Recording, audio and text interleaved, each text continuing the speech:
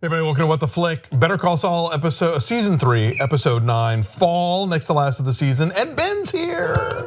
That's very exciting. Meredith, Alonso, you have made it an occasion. So celebrate this on the internet. I had forgotten how much I missed Jimmy fleecing old people. Yeah.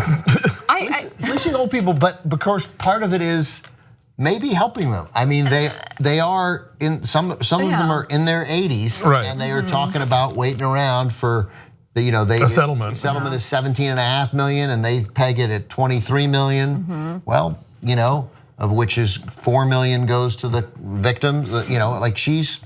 They're gonna get serious money right now. If they wait 3 years, some of them are gonna be dead. And that's something Saul has always done, is that, as opposed to, now we see Kim almost defending the big guy, trying to fleece the little guy. Saul, not Jimmy, Saul, he's in it for himself, but he also helps the people who are constantly being screwed over by the government or larger corporations. We kind of got a hint of that in Breaking Bad, and we definitely see it now. So yeah, at first I was like, oh, Jimmy's being a good man. I'm like, oh no, he really does want the money. I'm like, but maybe it's both. Yeah, you can be both. Also, intent to me in life matters less than action. There is a defendable point that this money, that doing this actually is better because of the age of the victims. And what we think Howard has the victim's interest at heart? Yeah. No, so every argument that Howard uses on Jimmy, that you're in this only because you want to get paid. Yeah, that's true. So do you. You want to get paid more, but you don't have to worry about paying your bills right now. Exactly. Yeah, you just want to get paid more later. You want to get paid more later. You know that if I stick around, I'll make an extra $1 million. As they said in Fargo this week,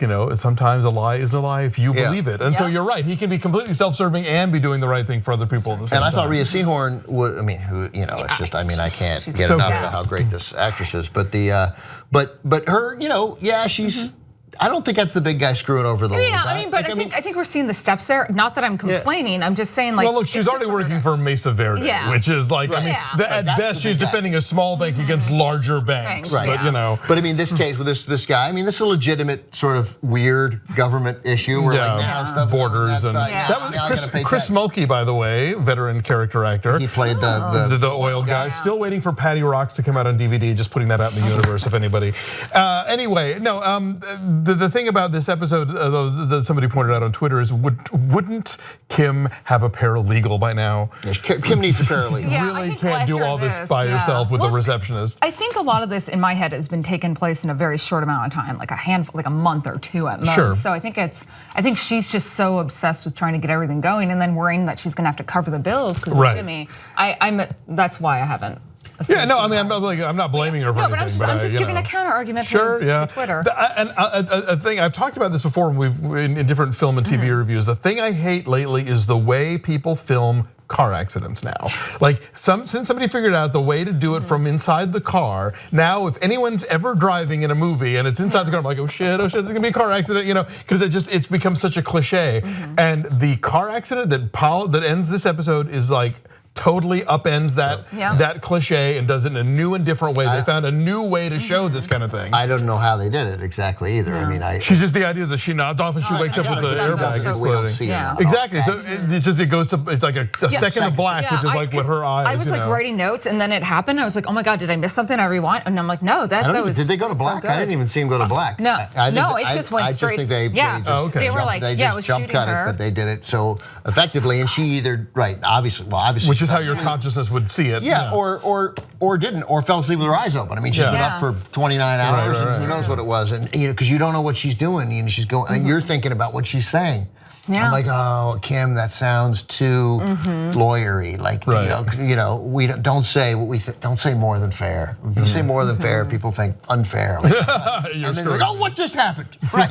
That's so good. And her reaction to it, everything, like the way she gets out of the car, is so perfect, perfect. My God, man. I've become a huge fan of her. Oh, she to me is the best. But in this now a list that includes. Obviously, Carrie Coon and Mary Elizabeth Winstead, Allison Tolman. Just a list of these incredibly talented women who are, and then the two women on Billions. Totally, yes. Kim Dickens on Fear the Walking Dead. Yeah. Well, seeing some of these, already was in love with Kim Dickens. Seeing some of these actresses now, I'm going back and watching previous stuff because again, I'm fairly new to the whole world of obsessively watching TV and film. So it's given me a broader scope. We haven't like solved this. Sexism in the TV has not been solved, but something different is happening because these women characters in these shows, there is a richness and a complication that seemed to me even in the first decade of peak TV. If I started it in '98 with The Sopranos, or '99, January '99 with The Sopranos. So even in the first 10 years, it's just taken a considerable leap forward in the depth of these women. They're not being written as women traditionally are. One of my biggest complaints with cinema and God knows how long is that women are seen as different from men. And yes, sometimes they have issues like menstrual cycles and babies, but like you said, there's so much more richness to these women, and that these are roles that could have been played by a guy or a girl, and it doesn't matter. And to me, like as somebody who has acted and loves this, I love watching that. All I want to see is a woman just be a normal, everyday person. And these shows never throw a spotlight on that. I mean, a little on Fargo just because because they're directly dealing with so much sexism within the police departments and stuff. But for the most part, it's just no, they're smart and they're capable and they're swimming with the sharks and they're and they're not perfect. They're also they are as complicated and fucked up and whatever as the male characters are. Which is so nice. And it's such a contrast though when you're watching Twin Peaks, where I'm constantly reminded of a woman's role in that universe. Right. Is that true of the new ones too? I mean, it's certainly true of the old ones. I mean, I love it. Yes and no. Yeah. I mean, there are moments where it's Lynch being very the way he is about love and sex and whatnot. But to be fair, I think Naomi Watts is really emerging as somebody really fascinating and with a spine. We should talk about the McGill versus McGill lawsuit. McGill versus McGill versus Howard. Yes. Versus his own firm. I'm like how are Chuck's not letting any of this go? I mean, he is a man who, as Howard said, you're kind of going on the deep end in terms of you might be recovering, but you are just making really bad decisions. And Howard's great too, man. That guy can but in a show with Giancarlo Esposito and Jonathan Banks. And what's his name? Michael Mando? Wait, Michael McKean or no? The guy who's killing Hector. Oh, Nacho. I don't know what's the actor's name. I'll look it up. So Giancarlo Esposito and him and Bob Odenkirk and Rhea Seehorn and obviously Jonathan Banks, somehow Michael Mando, yes. Yeah, so I feel like we somehow in these incredible writing and these great performances, we're taking Michael McKean for granted. But he's so unbelievable, and when he's black mug, black phone, white woman, lucite table, oh my God, it's so good watching him try to be better, right? Yeah. When you're like, dude, you're not better. You're not really better. You're right. You're a little better. But I love the elaborate charade of nope, I'm great. I'm holding this thing. Lights are on. As soon as he leaves, the hand. Yes, right? Yeah. Oh man, it's so good. He's so phenomenal, Michael McKean. Also, so phenomenal. I was so shocked to find out Chuck would only get $8 million as a buyout. So that really points to how much Howard really wanted to hold off on the Sandpiper thing. Because I'm man, I would feel your law firm would be worth a little bit more. So maybe they're having some money trouble. Well, I mean, they're certainly not liquid enough to cough that up. No, for him. but they lost and Mesa Verde. That hurt. True. That hurt. And of course, as Howard pointed out, it didn't just hurt. He was why do you think, Kim? Why do you think I'm at this lunch? I'm literally telling every big client we have, no, we're not crazy, we're not fools, we're good. This was a mistake. We may have even been sabotaged. It'll never. But that might.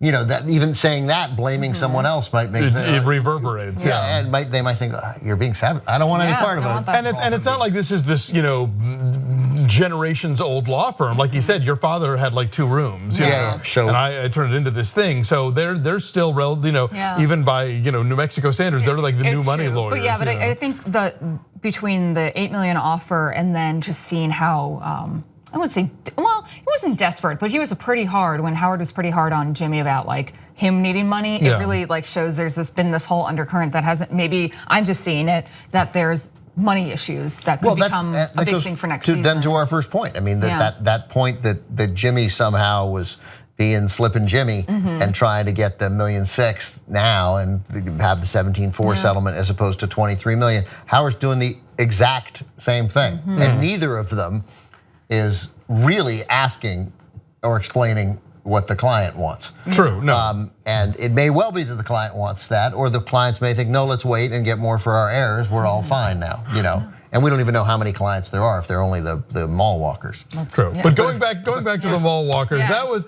all of that entire thing of psychological warfare with the shoes and talking to the other ladies and going to chair yoga and the bingo. Like that was just. Jimmy, that's genius. So he bought like 30 pairs of shoes. Yeah, right. Well, I think he's going to return 29 of them. Still. But, you know. No, because of course you know he can return them when he says there's a no return policy. Of course there's a return policy. Hey, where'd you get the liquid to pony up for the shoes? I guess you charged it. I guess, I was gonna say the office petty cash or something. Yeah. Oh God. All right. So only one more to go, and so many. Real quick. I gotta give a shout out to Mike and Lydia. It was so great to see. Oh yes, of course. We can talk about that. Yes. I know. It wasn't a big scene, but it really starts to establish a lot of those parameters. It's part of the great writing of the show. I think that Mike and Lydia scene, because we talked about it on last night on the podcast on Old School.